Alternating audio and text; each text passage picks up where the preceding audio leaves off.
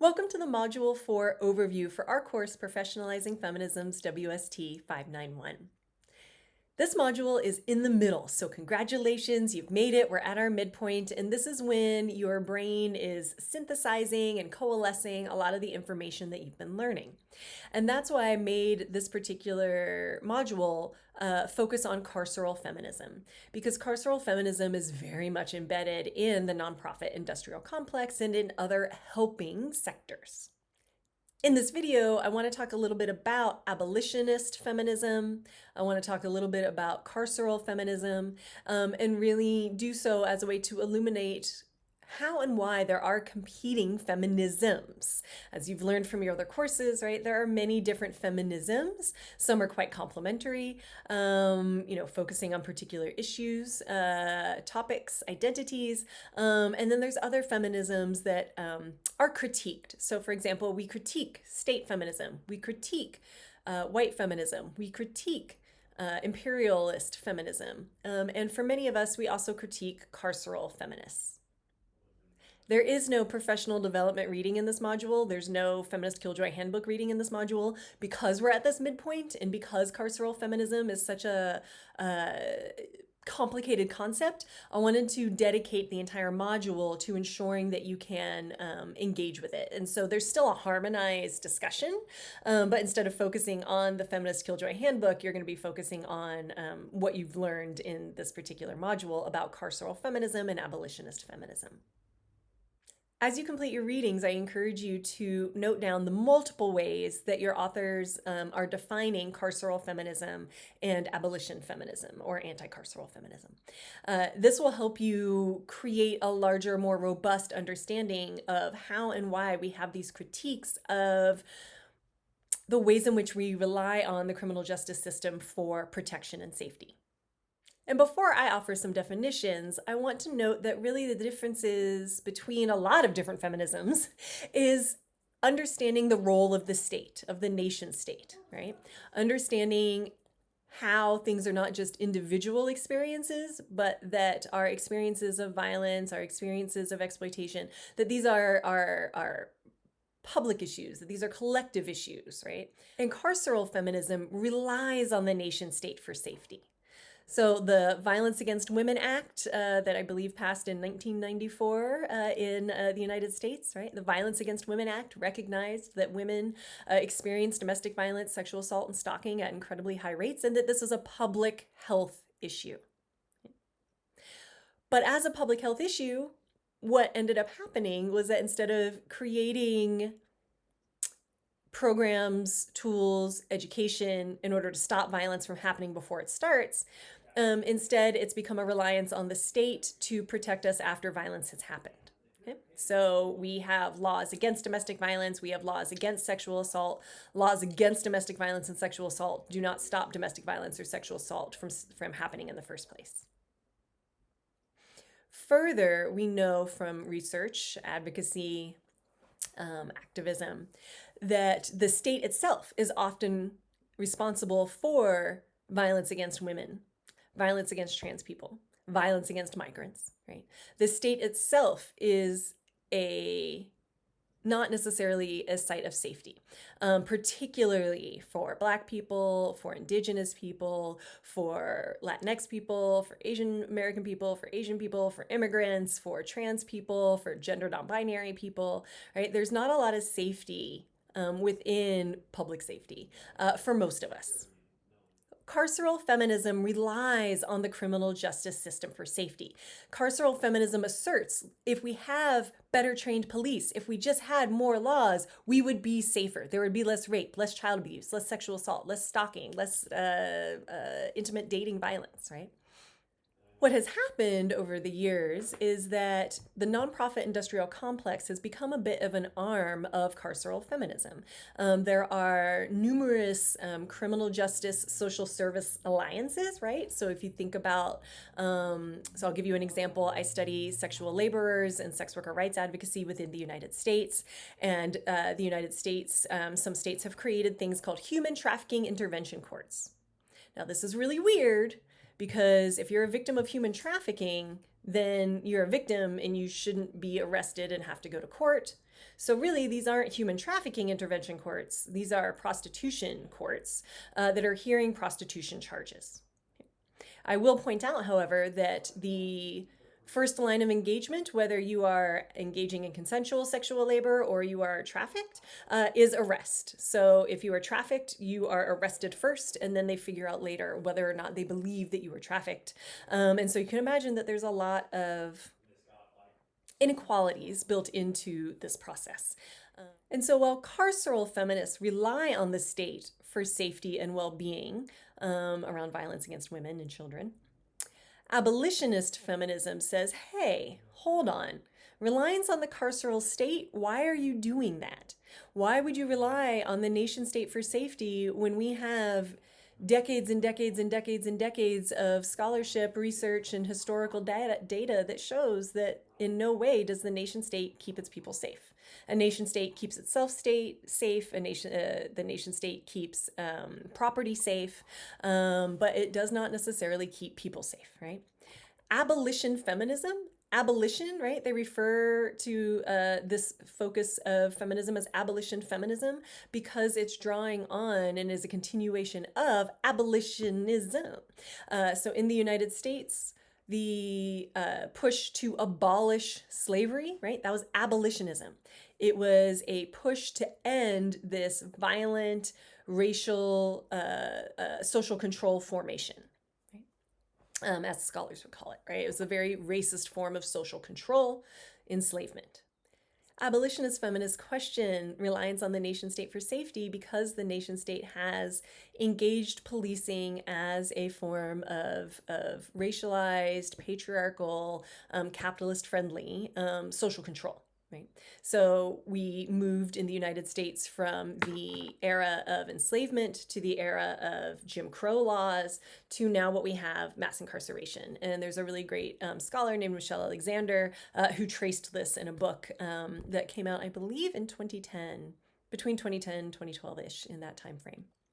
And so racist, patriarchal, social control efforts, right, they didn't end, they just changed shape. The United States has the highest incarceration rate out of any country in the entire world. Just think about that for a second. Why do we have the highest incarceration rate in the entire world? We are supposedly a democratic country. We have all these helping services, right?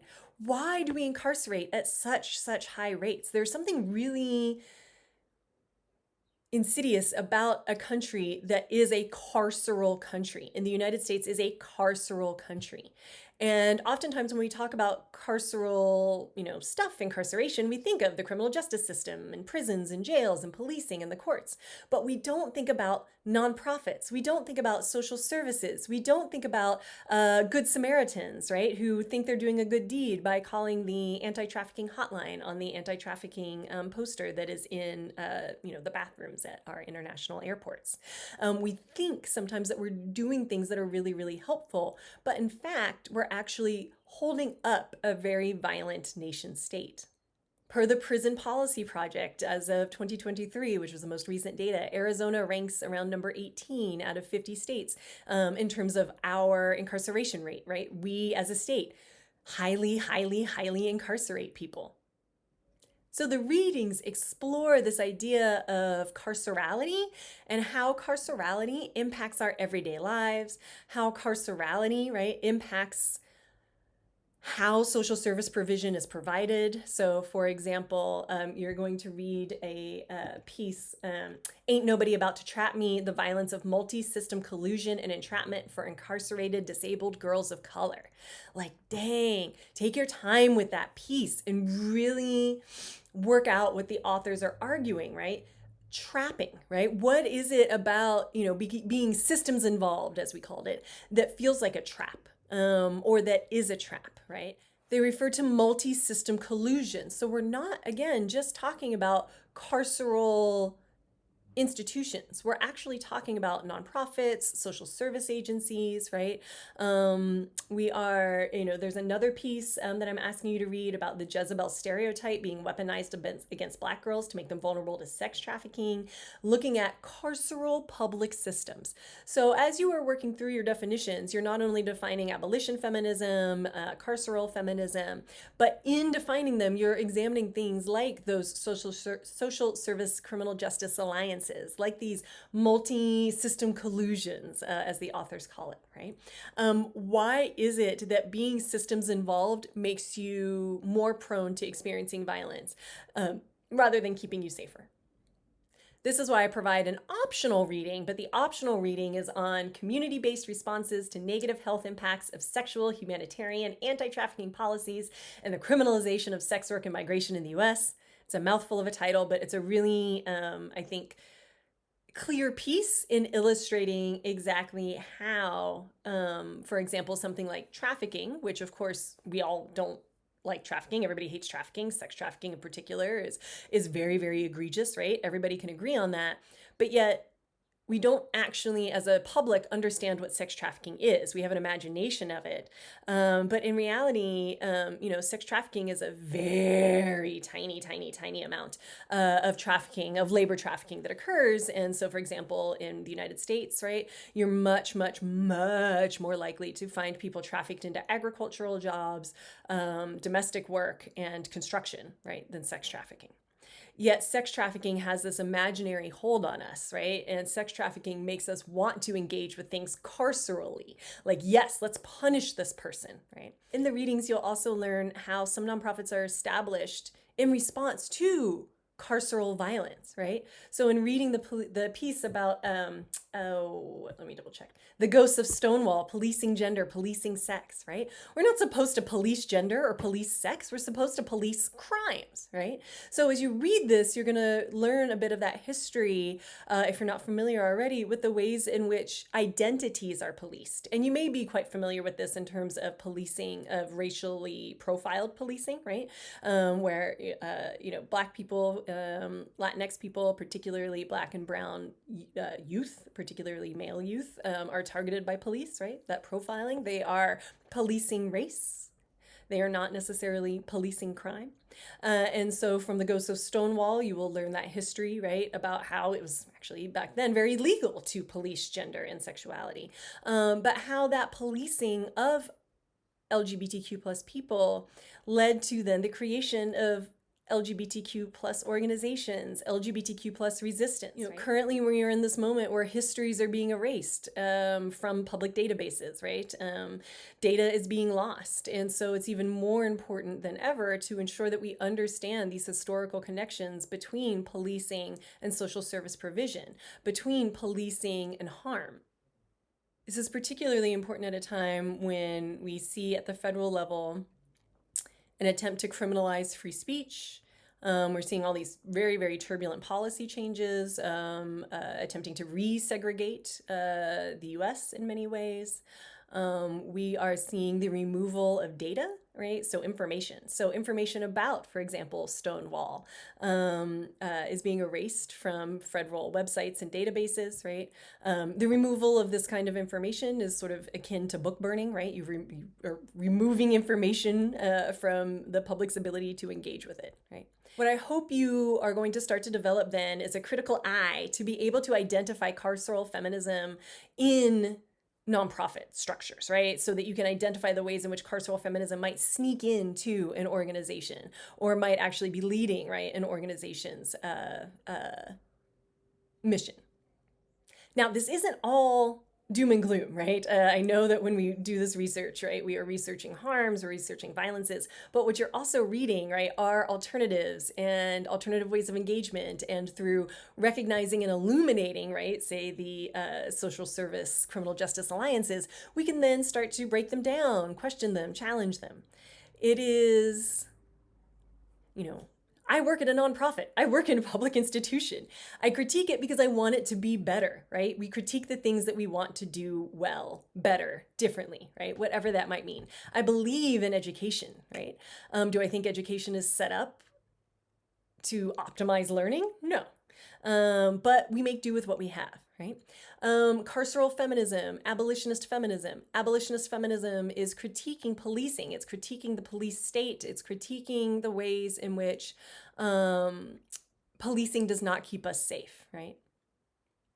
This doesn't mean that they're anti-individual police officers. There are really amazing police officers and really horrible police officers. There's really amazing professors and really horrible professors. There's really amazing doctors and there's really horrible doctors who, cause harm and pain. Oftentimes in areas like the School of Social Transformation, when we do critique, people take it individually. But it's not about individual, it's about structures and systems and institutions that are made up of people, right? It is people who do things. But it's the critique is one to encourage and engage with reflection, action, and engagement rather than not. Remember, if you have any questions, please do reach out. You can reach out on the Community Help Forum. Thank you for those of you who have been engaging. I do sincerely appreciate it. You can reach out to me individually through the inbox on Canvas or email if you have a more personal inquiry. And I am holding the totally optional Study Hall Zoom on Mondays from 6 to 7 p.m. Arizona time, Mountain Standard Time. And you are welcome to pop in there anytime. If nobody comes in, I usually do pop off around 6:40. But otherwise I stay on in case anybody wants to jump in with a question. Keep it up. You're doing really well. This is a very challenging semester in which to do this work, and I look forward to seeing your work online. Thank you.